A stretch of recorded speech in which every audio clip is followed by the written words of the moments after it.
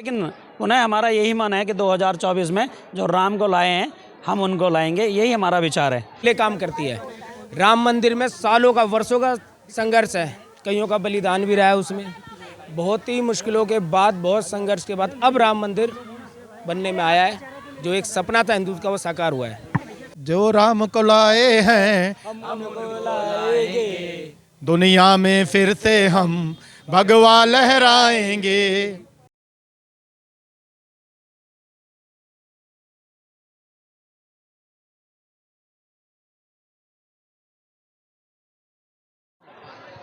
चौबीस के इलेक्शन लगातार करीब आते जा रहे हैं और कई राज्यों के अंदर नवंबर के अंदर ही इलेक्शन होने वाले हैं।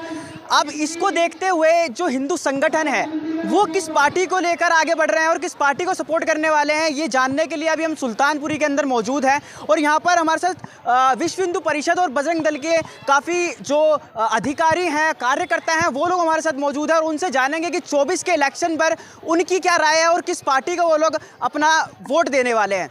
आपसे शुरुआत करते हैं सर, क्या नाम है आपका? मेरा नाम बलवंत ठाकुर है और 2024 के बारे में वैसे विदित है, सभी जानते हैं कि जो राम को लाए हैं हम उनको लाएंगे, तो यही विषय हमारे मन में भी है। और इसके अलावा बहुत सारी अपेक्षाएं रहती हैं। हमारी भी कुछ अपेक्षाएं हैं कि हमारे सनातन धर्म को जो हानि पहुंचाने वाले लोग हैं उनके ऊपर कुछ कार्रवाई भी हो, सरकार भी कार्य करे, कई बार हमारे कार्यकर्ताओं के ऊपर भी कुछ। लेकिन पुनः हमारा यही मन है कि 2024 में जो राम को लाए हैं हम उनको लाएंगे, यही हमारा विचार है। इसके अलावा बहुत सारे मुद्दे भी हैं, चाहे हमारी संस्कृति के मुद्दे हैं, धार्मिक मुद्दे हैं, वैश्विक मुद्दे हैं और हमारे आर्थिक मुद्दे हैं, रोजगार के भी मुद्दे होंगे कुछ थोड़ा बहुत। लेकिन इन सबको दरकिनार करते हुए हम ये मानते हैं कि आने वाले समय के अंदर हम लोग, क्योंकि हम लोग सनातन मानने वाले हैं, सनातन धर्म को मानने वाले हैं, वसुधैव कुटुंबकम की बात करते हैं, वन अर्थ वन फैमिली की बात करते हैं, तो हम उस फैमिली जिसने ये विचार पूरे समाज में, पूरे विश्व में दिया है, हम उस पार्टी का ही समर्थन करेंगे। मैं नाम भी नहीं लूँगा उस पार्टी का, आप सब लोग समझदार हैं, सब लोग जानते हैं कि किस पार्टी को हमने देना है। सर एक बहुत बड़ा सवाल ये उठता है कि विपक्ष बार बार ये बोल रहा है कि जो राम मंदिर का उद्घाटन जनवरी में होने वाला है वो एक बहुत बड़ा वोट बैंक बनता जा रहा है भाजपा के लिए, इस पे आपका क्या कहना है? राम ये रोम रोम में हमारे राम बसे हुए हैं और कण कण में हमारे कृष्ण बसे हुए हैं, कंकड़ कंकड़ में शंकर बसे हुए हैं। तो जब ये हम परंपराएं अपने साथ लेके चलते हैं तो जो क्रेडिट लेने वाली बात है या कुछ और बात है वो तो बनती है कि जो राम को लाए हम उनके साथ हैं। लेकिन सबसे इम्पॉर्टेंट बात है कि जब राम मंदिर जो हमारा बन रहा है, इस राम मंदिर के लिए गिलहरी जैसा योगदान भी एक एक घर से बच्चों ने दिया है।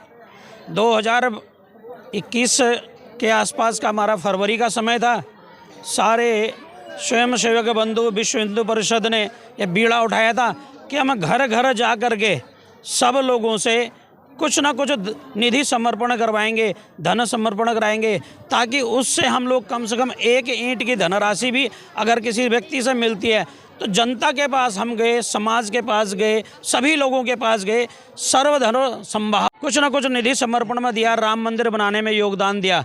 तो एक पार्टी का हम ना कह करके हम ये कहेंगे, ये मंदिर तो पूरे समाज का है, पूरे भारतवर्ष के हर एक व्यक्ति का है, वो धर्म संप्रदाय से उठ के है, क्योंकि राम जो है वो सबके हैं और सबके राम हैं और राम सबके हैं।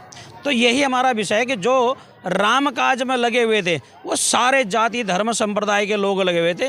तो राम काज जिसने किया है वो जानता है कि राम का कितना महत्व है। जब राम मंदिर बन रहा है तो वो जानता है कि राम मंदिर किसके द्वारा बनाया गया है, किसकी मेहनत से बनाया गया, किसने इसमें काम करे। हमें याद है 1991 में जब राम मंदिर के लिए हमारे विश्व हिंदू परिषद ने अग्रणी होकर के राम काज के लिए आगे बढ़े तो कई हमारे बजरंग दल के कार्यकर्ताओं का शहीद होना पड़ा, कई राम सेवकों को, कार सेवकों को गोलियां खानी पड़ी, कई की गोलियां आज भी मैं देखता हूं। सुल्तानपुरी में कुछ हमारे कार्यकर्ता हैं, उनके पैर में आज तो उनको गोलियां लगी थी। तो इतना बलिदान, इतना तपस्या, इतना संघर्ष के बाद जब राम मंदिर बन रहा है तो सबकी भावनाएं राम मंदिर से जुड़ी हुई हैं। राम मंदिर से जब भावनाएं जुड़ी हैं तो उसको आप किसी भी तरह।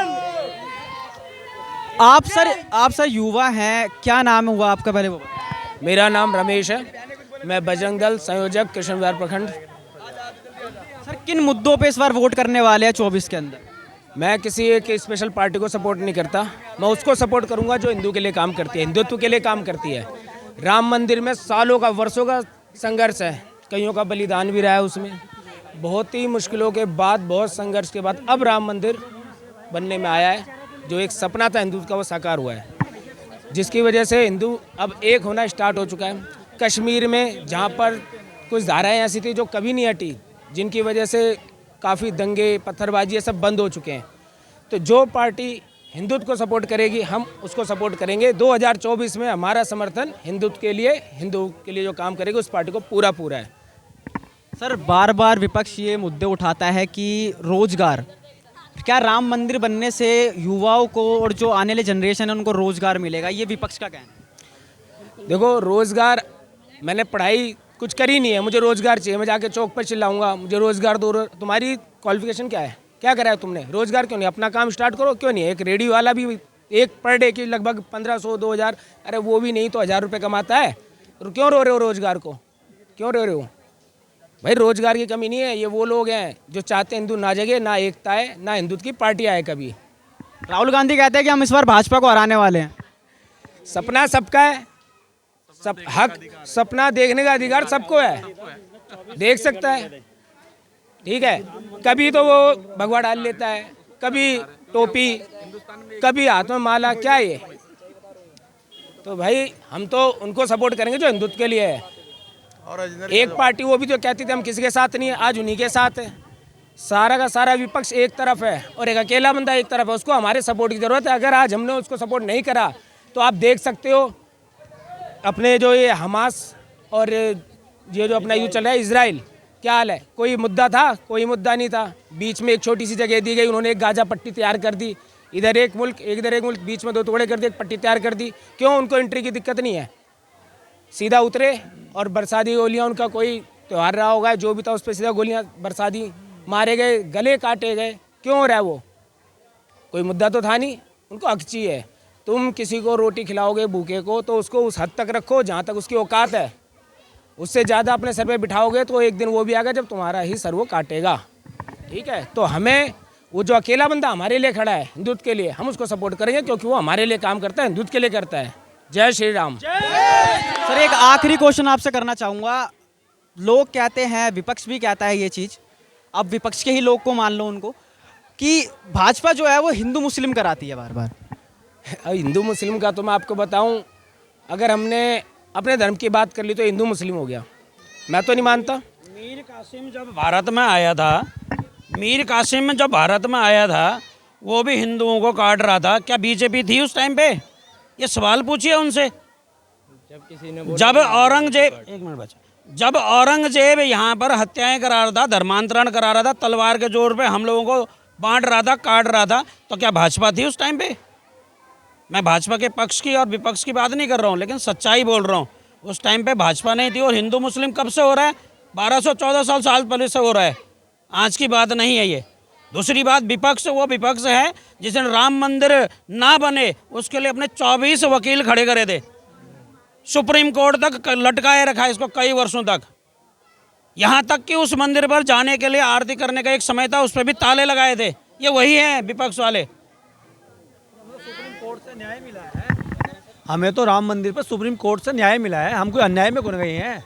हमें हमारा हक मिला है, जो हमें हक चाहिए था वो हक मिला है हमें जो अब हमने एक विश्व हिंदू परिषद ने सूर्य जागरण यात्रा निकाली है, वो हमारे बच्चे जो सो गए हैं, जो उनको राम नाम का पता नहीं है, उनको जगाने के लिए एक सूर्य जागरण यात्रा निकाली है। उनका मकसद यही है, जो बच्चे मॉडर्न होते जा रहे हैं, ऐसे मोबाइल में खो गए हैं, उस मोबाइल से निकलकर श्री राम जी को जाने, हनुमान जी को जाने, हमारी पूरी संस्कृति को जाने, जिससे हम पले पड़े बड़े हुए हैं। जो हमारी संस्कृति है वो बच्चे भूल गए हैं, हम उनको याद लाने के लिए सब कार्य कर रहे हैं। जय श्री राम। तो इस बार 24 के अंदर किसको मौका देने वाले? हम सिर्फ हिंदुत्व की तरफ जा रहे हैं। हमारा सनातन जहाँ जो जिंदा रखेगा, जो हमारी सोचेगा, हम उसकी सोचेंगे। जय श्री राम। क्या नाम हुआ सर? जय श्री राम। क्या नाम हुआ सर? मेरा नाम रणबीर राठौर है। मैं ये कहना चाहूँगा कि हमारा तो एक चीज़ उद्देश्य है कि जो हिंदू हित की बात करेगा वही देश पे वही राज करेगा। तो हमने तो ये देख लिया है कि हिंदू हित की बात कर कौन रहा है। हमने ये देखा है कि जो विपक्ष है, विपक्ष कभी भी है नहीं। हमारे इस देश में दंगे होते हैं, हमारे राम मंदिर की यात्राओं पे दंगे होते हैं, हमारी हनुमान जयंती पे दंगे होते हैं, हमारे मंदिरों की मूर्तियों को खंडित किया जाता है, लव जिहाद की बात होती है, लैंड जिहाद की बात होती है। लेकिन जितना भी ये विपक्ष है, कभी भी है नहीं इन लोगों के विरोध में, कभी विरोध है नहीं, कभी आवाज़ नहीं उठाता। लेकिन आवाज़ कौन उठाता है? हम उसके साथ हैं, हम उसके साथ हैं। तो हमारा तो ये मानना है कि जो ये हिंदू राष्ट्र है, हिंदू हित की जो बात करेगा इस देश पे वही राज करेगा। हमारा वोट हिंदू राष्ट्र के लिए। लेकिन सर, ये राहुल गांधी का भी एक बयान सामने आया था जिसके अंदर उन्होंने ये कहा था कि हमने हिमाचल जीत लिया, कर्नाटक जीत लिया और अब मध्य प्रदेश भी जीतेंगे इनसे, तो आने वाले टाइम पे भाजपा को हम हराने वाले हैं। ये राहुल गांधी है क्या? ये तो देखो विपक्ष है, कभी ये तो कह ही नहीं सकता कि हम हारने वाले हैं। और ये निश्चित है कि वो हारेंगे, क्योंकि हम ये पप्पू जी को अच्छी तरीके से सभी लोग जानते ही हैं। जो आलू से सोना पैदा करने वाले लोग हैं, इनको सब जानते हैं, इनको कौन वोट करेगा, है ना जी। लेकिन हम तो एक बात जानते हैं कि हमने विवेकानंद जी को पढ़ा। विवेकानंद जी ने कहा कि जब है ना ये सारे विधर्मी एक हो जाएं एक के खिलाफ, तो ये समझ लेना कि हमारे देश का जो जिसके विरुद्ध है वो ईमानदार आदमी है। तो हमारे लिए तो ईमानदार आदमी है, वोट हमारा उसी को है। कहते हैं सुल्तानपुरी। 24 में क्या ख्याल है, किस पार्टी को सपोर्ट करना है? 24 में क्या ख्याल है किसको आगे करना है? जो अब तक चल रहा है, क्योंकि अभी वर्तमान में मुझे नहीं लगता किसी को 10 साल से कोई 12 साल से कोई दिक्कत हुई है। दिक्कत तो काफ़ी हो रही है, विपक्ष को दिक्कतें हो रही हैं। तो वो तो अब किसी ना किसी को तो होगी। हम जब भी ये तो आधे गिलास वाली बात है ना, तो हम देख रहे हैं किसका गिलास कितना भरा हुआ है। यदि विपक्ष की मानसिकता से हम चलेंगे तो विपक्ष के साथ बहुत समस्या आने वाली है। विपक्ष के साथ समस्या ये भी आने वाली कि कुर्सी बिठाएंगे किसको। एक अक्सर ना गेम होती है, हम कहीं जाते हैं ना तो एक म्यूजिक चेयर होती है कि गीत बजता है, वो 12 लोग बैठते हैं, 11 लोगों की कुर्सी होती है, म्यूजिक रुकता है तो एक बाहर हो जाता है, आउट हो जाता है। ऐसे जैसे 24 पास आएगा, एक एक करके आउट होते जाएंगे, ऐसा मुझे लगता है। विपक्ष तो ये कह रहा है ना सर कि हम हिमाचल जीत चुके हैं, कर्नाटक जीत चुके हैं, तो इस बार तो अभी 2 राज्य के अंदर और भी है, तो ये भी हम भी जीत लेंगे और आने वाले 24 के इलेक्शन के अंदर तो फिर भाजपा को हम हरा ही देंगे। भाजपा को हरा दो, क्योंकि ये आपका अधिकार, मगर कोशिश तो कर लो, पहले खुद तो जीत जाओ। किसी अभी एक व्यक्ति के लिए आप कह रहे हो हमसे सारे कहीं कीट कहीं का रोड़ा भानुमति कुनमजड़ा, ऐसा कुछ है, शायद वैसा ही कुछ है ये। और अगर आपको लगता है हरा दो तो कोशिश करो ना, क्योंकि मुझे नहीं लगता समस्या, मैं आपको बता दूं कि पूरे विश्व में मुझे लगता है कि भारत का भी जो वर्चस्व बहुत ज़्यादा बढ़ा हुआ है। सीरिया में जब कोई नहीं आ पा रहा था, हमारे बच्चे आराम से आए, तिरंगा झंडा दिखा के आए। आज इजराइल में हम जो दिक्कत चल रही है, हमारे आराम से आ रहे हैं। तो अगर हमें तो वो व्यक्ति चाहिए ना। एक सौरभ कालिया हुआ करते थे, कालरा, जो कि हमारे आर्मी के थे और वो गलती से बॉर्डर पार कर गए थे, टुकड़ों में आए थे।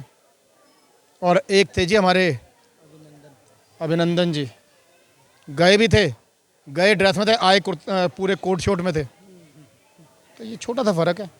हमें तो एक एक व्यक्ति वहाँ से ऐसा ही चाहिए वापस, और जो लाया वो ठीक है।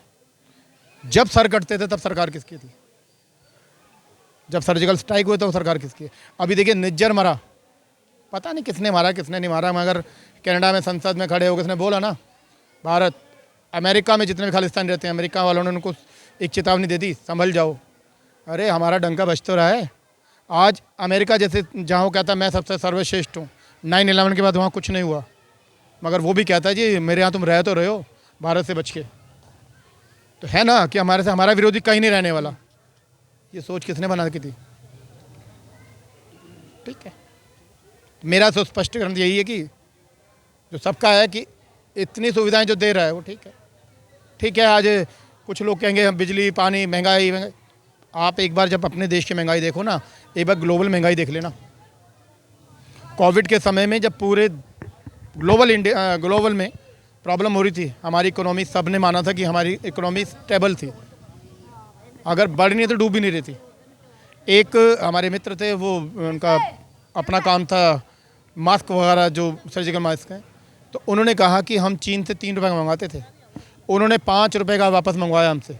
क्या सोचा होगा कितने का वापस देते वो हमें। मगर एक हमारे पास ऐसी शख्सियत थी जिसने कहा था मास्क ये गमछा बांध लो, कोई ज़रूरत नहीं आपको सर्जिकल मास्क की, घर के मास्क बनाओ। घर में बिजनेस। पीपी किट जो 550 की थी 850 900 रुपये की दिया करता था, हमारे यहाँ जब बनने लगी तो हम नंबर 2 हो गए पीपी किट बनाने में। वक्त में भी करोड़ों रुपयों का बिजनेस करा था इंडिया ने। आज भी वो दूसरे अपने देश को प्रगतिशील करने के लिए कई बाहरी चीज़ों पे बैन लगा रहे हैं, जैसे खिलौने इंडस्ट्री पे बैन लगाया। करना तो हमें ही है ना, कोई आपको राह दे सकता है। सर्जिकल स्ट्राइक की दुनिया भर की जो ऐप्स थी वो तो बंद कर दी गई, डेवलप तो हम ही करेंगे ना। जो हमारे देश की ज़रूरत है पूरी कौन करेगा, हम ही तो करेंगे। कोई दूसरा व्यक्ति बाहर से वो लाना बंद कर सकता है, उसकी ज़रूरत तो हम ही पूरी करनी है। अभी बिल्कुल सुरक्षित हाथों में, मुझे नहीं लगता भी किसी को बदलने की ज़रूरत है। तो इस बार हिंदू संगठन का क्या है कि कौन सी पार्टी को सपोर्ट करने वाले हैं वो? कन्हैया मित्तल जो राम को लाए हैं दुनिया में फिर से हम भगवा लहराएंगे।